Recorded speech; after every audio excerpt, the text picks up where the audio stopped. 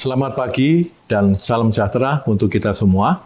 Perkenalkan, saya Edi Purwanto, dosen dari Politeknik Keselamatan Transportasi Jalan yang berada di bawah Kementerian Perhubungan. Pada kesempatan kali ini, saya akan menyampaikan video pembelajaran pernyataan diri dosen dalam rangka unjuk kinerja pelaksanaan Tridharma Perguruan Tinggi, khususnya pada aspek pengajaran. Saya menempuh pendidikan Diploma 4 di bidang transportasi darat dan melanjutkan ke jenjang S2 di bidang teknik sipil. Saat ini saya aktif mengajar di program studi Sarjana Terapan Rekayasa Sistem Transportasi Jalan dengan mata kuliah yang saya ampu meliputi teknik lalu lintas, pengukuran risiko kecelakaan, karakteristik lalu lintas, dan penulisan karya ilmiah. Pada video pengajaran ini, saya akan menyampaikan materi dari mata kuliah karakteristik lalu lintas yang diampu pada semester 2 dengan beban 2 SKS yang terdiri dari 1 SKS teori dan 1 SKS praktik. Mata kuliah ini membahas tentang karakteristik lalu lintas dan jalan, pemodelan hubungan arus, kecepatan, dan kepadatan, serta teknik pengumpulan dan analisis data lalu lintas pada ruas dan persimpangan. Tujuan mata kuliah ini adalah untuk menentukan kinerja jalan dan simpang, serta melakukan rekayasa lalu lintas, termasuk memahami peran teknik lalu lintas dalam pengelolaan lingkungan. Setelah mempelajari mata kuliah ini, mahasiswa diharapkan mampu memahami karakteristik lalu lintas, mengidentifikasi kebutuhan data lalu lintas, memahami dan melaksanakan metode survei, menganalisis data lalu lintas, melakukan rekayasa lalu lintas berdasarkan Pedoman Kapasitas Jalan Indonesia atau PKJI tahun 2023. Pada video ini, saya akan membahas pertemuan ke-6 dengan topik kinerja ruas jalan atau segmen jalan menurut PKJI tahun 2023. Setelah mengikuti materi ini, mahasiswa diharapkan mampu menentukan prioritas penanganan ruas jalan berdasarkan hasil analisis kinerja lalu lintas. Metode pengajaran dilakukan secara tatap muka melalui ceramah, diskusi, studi kasus, dan praktikum agar mahasiswa mendapatkan pemahaman teoritis sekaligus keterampilan praktis yang aplikatif. Kegiatan, duduk, siap, gerak. Sebelum memulai perkuliahan pada pagi hari ini, berdoa mulai.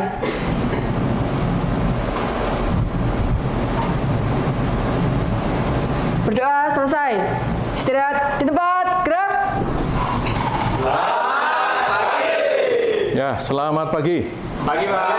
Ya, salam prestasi, salam sehat. Salam PKTJ, Pak. Salam PKTJ, Pak. Ya. Baik, hari ini kita akan membahas materi mengenai kinerja lalu lintas pada segmen jalan di perkotaan. Ya. Namun rasanya kita perlu melihat, mengulas sedikit ya tentang materi yang sudah kita bahas di pertemuan sebelumnya. Kenapa? Karena ada kaitan dengan materi yang akan kita bahas di hari ini. Masih ingat pertemuan yang lalu tentang apa? Masih, Pak. Apa? Tata guna lahan, karakteristik, status, dan fungsi jalan. Baik, ya. Terkait dengan tata guna lahan, ya. Kemudian karakteristik, yaitu khususnya terkait dengan masalah status dan fungsi jalan. Ya. Nah, kenapa ini penting untuk kita ulas kembali? Ya, karena ini terkait dengan kinerja nanti. Ya. Di dalam pengukuran kinerja lalu lintas, kita ada salah satu faktor yaitu terkait dengan masalah penggunaan lahan yang ada di kiri kanan ruas jalan yang akan dikaji. Ya. Jadi kita harus belajar dulu bagaimana penggunaan lahan yang ada. Ya. Kemudian juga kalau kita bicara lalu lintas, salah satu hal yang mendasar adalah kita harus menguasai tentang fungsi jalan. Ya. Harus tahu fungsi jalan ini untuk apa. Ya. Yaitu fungsi jalan itu meliputi jalan arteri, kolektor, dan lokal dan lingkungan. Ya, karena masing-masing fungsi jalan ini memiliki karakteristik yang berbeda-beda. Jadi beberapa materi kemarin yang kita sudah bahas ini sangat terkait dengan materi di hari ini. Ya, oke, baik, kita akan masuk ke materi tentang kinerja lalu lintas pada segmen jalan di wilayah perkotaan. Kalau ada pertanyaan silahkan disampaikan ya. Oke, ini kita hanya mengulas saja, ada kapasitas dan ada volume. Ya. Nah, sekarang kita bicara tentang derajat kejenuhan. Ya. Menghitung derajat kejenuhan, rumusnya adalah Q dibagi C. Q itu adalah volume lalu lintas dalam satuan SMP per jam, kemudian C adalah kapasitas dari segmen jalan, satuannya sama, SMP per jam. Ya. Ini ada 3 botol, ya. Yang paling kecil 330 mili, kemudian yang berikutnya 600, dan yang paling besar 1,6 liter, ya. Ini belum saya minum ini. Berarti isinya berapa? 330. Ya. Karena ini isinya 330, kemudian kapasitasnya juga sama. Ya, kalau kita analogikan seperti ini berarti perbandingan antara isi dengan kapasitas 1, ya. 330 dibanding 330, ketemunya 1. Ya. Nah, kalau kita misalnya saya tuangkan ya.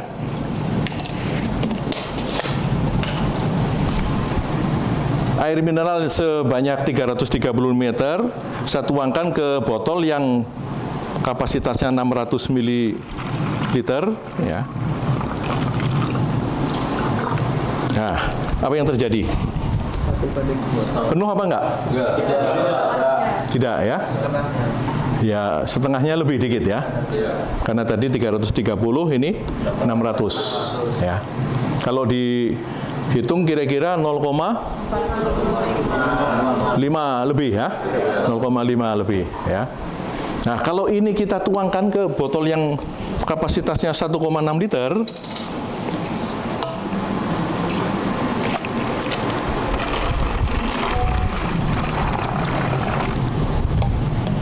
apa yang terjadi? Ya, perbandingan atau rasio antara isi dengan kapasitas semakin kecil. Ya. Pak, ya. Berarti itu yang tadi Bapak bilang itu antara kapasitas yang kosongnya itu namanya rasio ya Pak? Yang perbandingannya. Ya.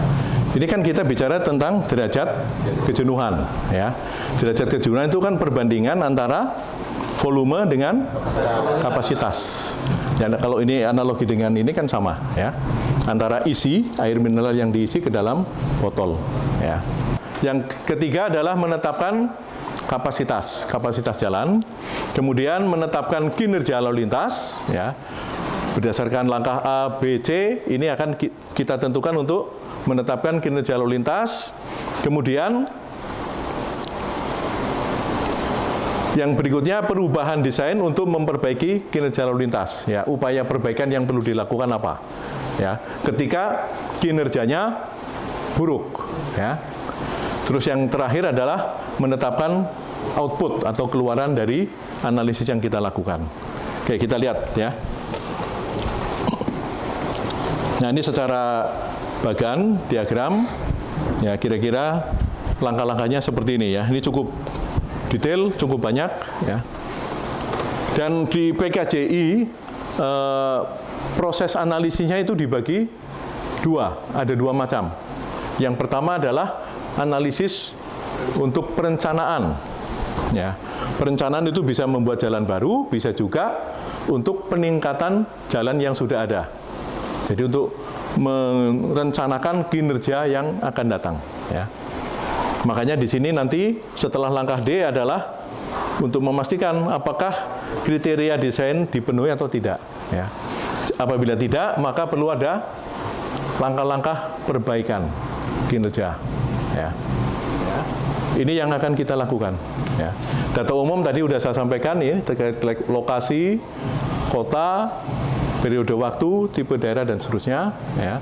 Kemudian geometri, jadi harus ada gambar melintang, potongan melintang jalan, kemudian lebar jalur lalu lintas, lebar median, lebar bahu, jarak kerb terhadap penghalang. Ya. Kemudian data yang berikutnya adalah data lalu lintas. Ya. Kita akan melihat ya tadi yang ditanyakan sama siapa tadi ya, yang surveinya berapa lama? Tusila, ya. Jadi kita harus menentukan dulu jam puncaknya, ya. Nah, bagaimana? Ya kita harus survei selama 1 hari tadi. Dari situ kita lakukan analisis terhadap volume lalu lintas di segmen tersebut. Oke.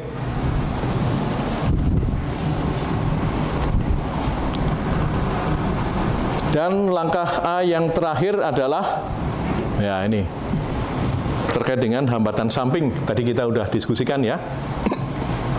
Ini dari PKJI ada 4 jenis hambatan samping, tadi sudah disampaikan semua. Nah, dari masing-masing ini kita lakukan survei, menghitung ya. Nah, kapan dilakukan survei untuk hambatan samping? Jam berapa? Apakah 1 hari atau ya? Ya, betul sekali. Ya. Jadi untuk analisis kinerja ruas jalan itu adalah dilaksanakan pada saat jam puncak atau peak hour. Maka untuk hambatan samping juga harus disurvei pada saat peak hour. Ya. Nanti caranya survei kita akan bahas. Ya. Nah, nanti masing-masing dari jenis hambatan samping kita kalikan dengan bobot yang sudah ditentukan di dalam PKJI. Ya, masing-masing punya bobotnya. Misalnya pejalan kaki ini ada 100 dikalikan 0,5 bobotnya. Nilainya ketemu 50 ya. Yang kendaraan umum misalnya 100 juga ya. Dikalikan 1 ketemu 100. Ini 100 juga misalnya. Kalikan 0,7 ketemu 70. Ini 100 juga 40. Di total berapa?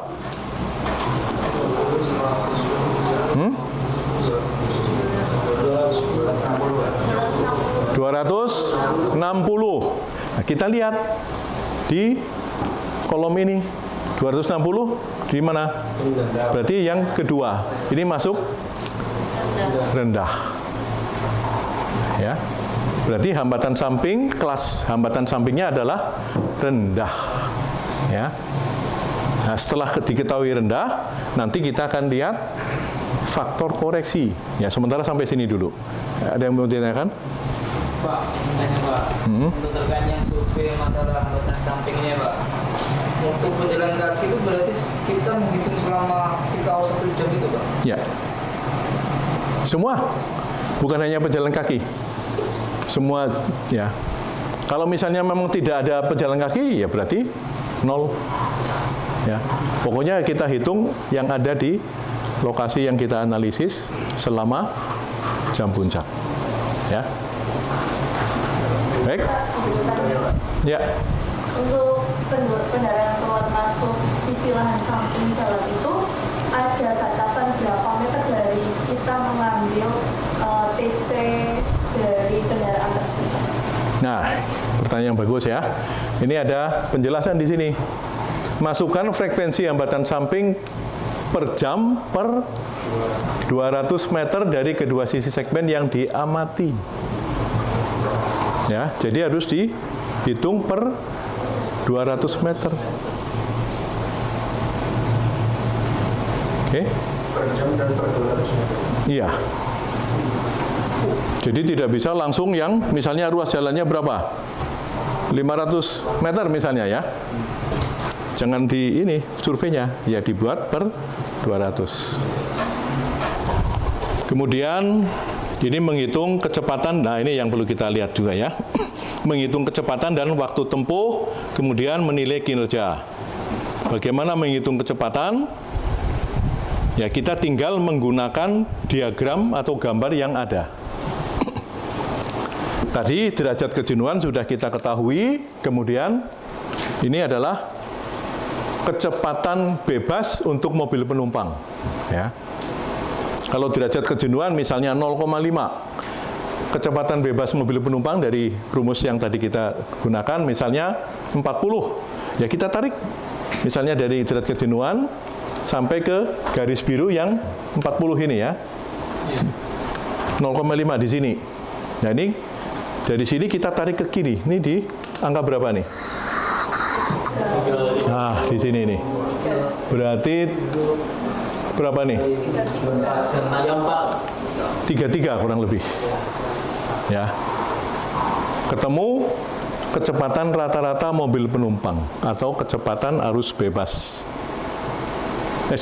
Kecepatan tempuh ya. Kecepatan arus bebas kan yang ini. Ini adalah kecepatan tempuh rata-rata mobil penumpang. Nah, ya. Sampai sini kita bisa mengetahui dua variabel atau dua indikator yang digunakan untuk menentukan kinerja lalu lintas di sebuah segmen, yaitu derajat kejenuhannya dan kecepatan tempuh. Ya. Derajat kejenuhannya berapa? Ini sudah mencapai angka 0,85 apa belum? Ya. Misalnya 0,5 berarti kan belum. Terus kita lihat kecepatannya. Ya. Tadi di awal sudah dikatakan kalau DJ-nya rendah, kecepatan rendah, berarti kinerjanya buruk. Ya. DJ rendah kan harusnya kan lancar. Ya. Nah, tapi kenyataannya kok kecepatan rendah? Ya berarti kinerjanya buruk. Ya. Kita harus cari tahu ada masalah apa. Ya, salah satu yang perlu dilihat adalah hambatan sampingnya. Ya, kemungkinan ada di sana atau mungkin ada faktor yang lain. Bukan VB, bukan kecepatan tempuh, ini kecepatan arus bebas ya.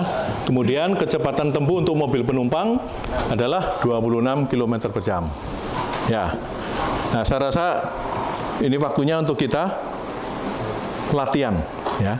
Jadi semacam studi kasus, saya berikan contoh soal.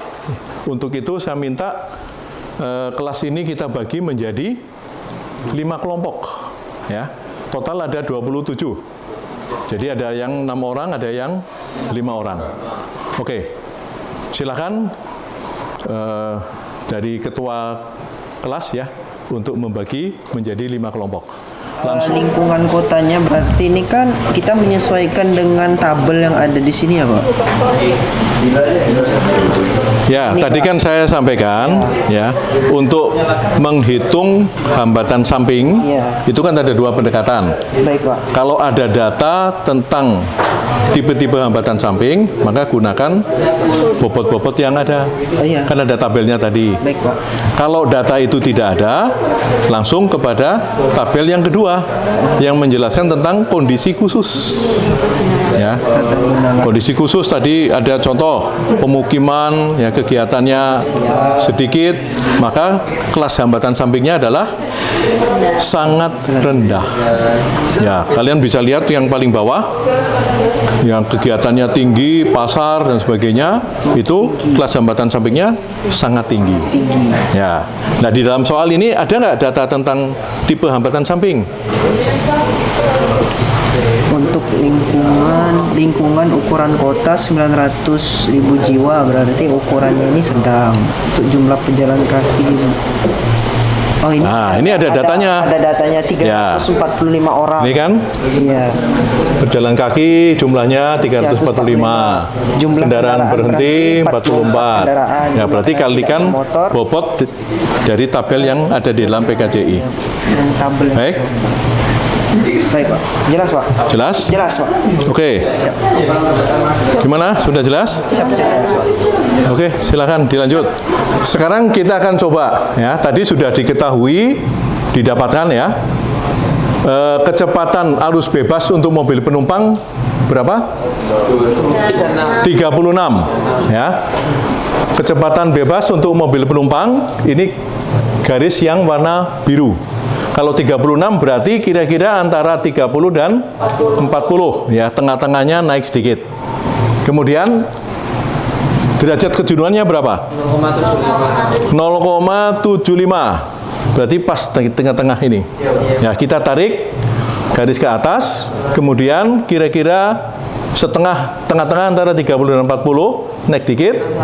Ya, naik dikit, terus kita tarik ke kiri. Kira-kira ada di sini, berarti ini angka 26. Ya. Maka diketahui kecepatan tempuh rata-rata mobil penumpang adalah 26. Ya. VMP, ya, kecepatan mobil penumpang. Silakan kalian hitung waktu tempuhnya berapa, atau kecepatan rata-rata untuk mobil penumpang. Oke, kita lihat. Ini sumbu X-nya apa? Derajat kejenuhan. Berapa tadi? 0,75. Ya, kita tandai sini ya. Ya, Pak. Kemudian tadi kecepatan arus bebas untuk mobil penumpang 36. Ya, 36 berarti kita ambil antara garis biru ini yang 30 dan 40. Jadi kira-kira tengahnya tapi naik sedikit ya. Kita tarik dari 0,75 ke atas ini, terus tarik ke kiri. Nah, di sini di angka berapa? Di sini apa? Sekitar 26. Maka ketemu sudah kecepatan tempuh rata-rata untuk mobil penumpang, yaitu 26 km per jam. Ya. Jadi derajat kejenuhannya 0,75, kecepatan tempuhnya 26 km per jam. Ya. Kalau mau dikonversi kembali dari kecepatan tempuh menjadi waktu tempuh juga bisa. Ya, tinggal dibagi antara panjang segmen jalan dibagi dengan kecepatan tempuhnya, maka ketemu waktu tempuhnya. Oke. Jelas ya?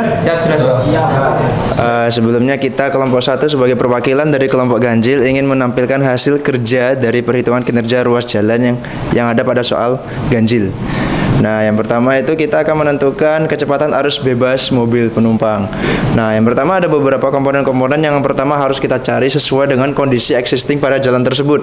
Nah, untuk jalan di soal ganjil itu yang pertama itu ada VBD-nya, kecepatan arus bebas dasar.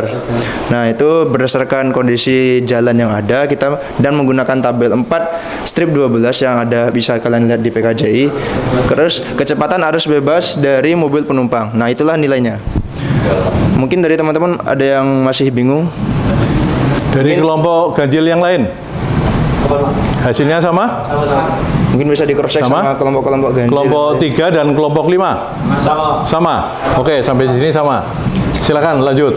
Siap. Kemudian kita akan mencari nih kapasitas segmen jalan. Nah, mengapa kita harus mencari kapasitas segmen jalan seperti yang Pak Edi sampaikan tadi? Itu berguna untuk nanti kita bandingkan sama volume yang ada. Nah, ini kapasitas jalan segmen jalannya. CO itu kapasitas dasar. Nah, itu 2.800 untuk jalan 2/2 tidak terbagi. Lanjut kita cari faktor koreksi hambatan sampingnya tadi 0, sesuai sama tabel ya 0,94 di mana kita dapatkan kelas hambatan sampingnya itu rendah dengan lebar bahu efektif 1 benar 0,94 sesuai tabel. Ini tabelnya untuk yang jalan bahu, yang satunya untuk yang trotoar. Jadi jangan sampai tertutup. Nah, itu. Ya, terima kasih atas tambahannya. Kemudian untuk FCUK tadi kita buka lagi tabelnya 38. Jadi bisa kita tarik ini. Di sini. Kan di antara biru ini sama pakai garis biru. 38 di bawahnya. 38. Nah, iya. Oh, siap, Pak. 38. Berarti dapatnya 36. Sorry, sebentar. Kayaknya tadi agak bergerak. 38 mana 38? 0,57 kan. 0, Iya, Pak. 57 sini. Sini tuh. Ini. Iya. Terus 38. 38 berarti ini mendekati sini ya. Siapa? Ini tarik ke kiri. Berarti 32. 32. 32. Nah, mungkin bisa menggunakan bantuan garis ini ya, dapat ini sekitar 32. Jadi VMP-nya kita dapatkan 32. Seperti itu ya cara mencari VMP-nya. Mungkin ini ya, tadi kesalahan ketika menginput data dan juga ada bantuan dari Pak Edi, kita dapatnya 32. Yang pertama, hambatan samping. Siapa? Ya. Yang kedua, Lebar. ya terkait dengan geometri jalan, ya, yaitu terkait dengan lebar badan jalan, bisa juga lebar bahu jalan, ya. Atau mungkin kalau ada kep, ya penghalang, jarak kep terhadap penghalang ini terlalu dekat, ya. Jadi silakan nanti tolong dicek, Siapa? ya, yang menyebabkan kondisi seperti ini apa, ya. Setelah diketahui penyebabnya apa, nah disitulah yang harus dilakukan perbaikan. Baik, saya rasa apa yang sudah Anda lakukan, ya ini sudah sesuai dengan apa yang diharapkan, ya. Dengan target pembelajaran di pertemuan ke-6 ini, ya, yaitu melakukan analisis kinerja lalu lintas pada segmen jalan di wilayah perkotaan.